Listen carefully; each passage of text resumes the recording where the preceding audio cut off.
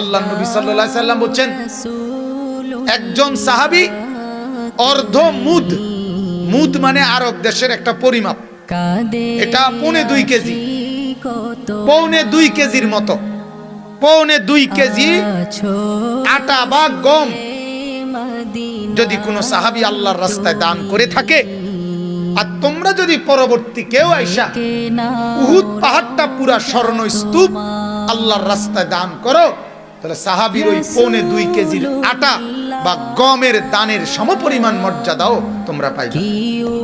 আল্লাহ কথা বুঝছেন নি?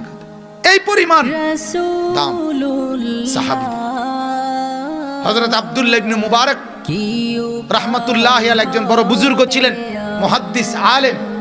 উনি বলছেন নবীজির একজন সাহাবীর ঘোড়ার, উনি যে যুদ্ধ করছেন আল্লাহর পথে, যুদ্ধ করছেন যে ঘোড়াটা দিয়ে, এই ঘোড়ার নাকের ছিদ্রে যে বালুর কণা ঢুকছে, পরবর্তী পৃথিবীর সমস্ত নেককার, সমস্ত পীর বুজুর্গ আউলিয়া, গাউস, কুতুব, আলেম, ওলামা, দিনদার, পরহেজগার, মুত্তাকি, আবেদ, জায়েদ সব এক পাল্লা, আর সাহাবীর নিজের না, ওনার ঘোড়ার নাকের ছিদ্রে যেই বালু ঢুকছে সেই বালুর দাম বেশি।